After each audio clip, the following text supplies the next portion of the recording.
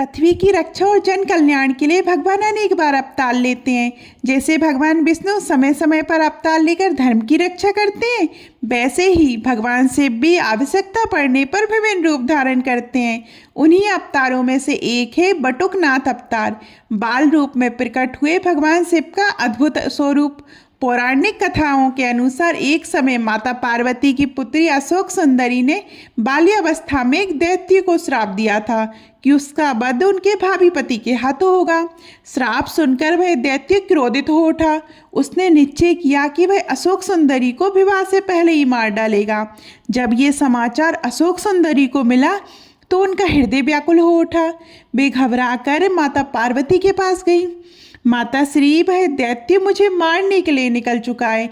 यदि उसे रोका नहीं गया तो अनर्थ हो जाएगा। ये सुनते ही माता पार्वती का क्रोध प्रज्वलित हो उठा। वे बोली, उस दुष्ट की इतनी हिम्मत कि वह मेरी पुत्री की ओर कुदृष्टि डाले। आज उसे कोई नहीं बचा सकता। देवता और ऋषि मुनि भी उस दैत्य के अत्याचारों से पीड़ित थे। माता पार्वती का क्रोध बढ़ता गया और वे महाकाली के रूप में प्रकट हो गई। हाथों में खड़ग लिए वे दैत्य के संहार के लिए निकल पड़ी।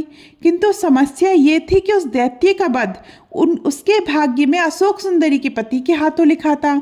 यदि माता काली उसे अभी मार देती तो ये प्रकृति के विधान से विरुद्ध होता। इसलिए उनके क्रोध को शांत करना आवश्यक था। देवा ऋषि नारद चिंतित होकर भगवान विष्णु के पास पहुंचे।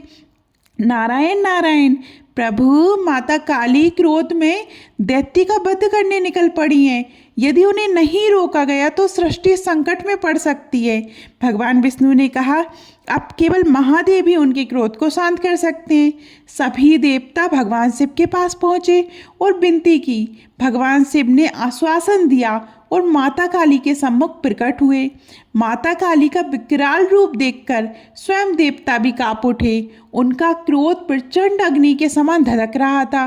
भगवान शिव ने कहा, देवी शांत हो जाइए। समय आने पर दैत्य का अंत अवश्य होगा।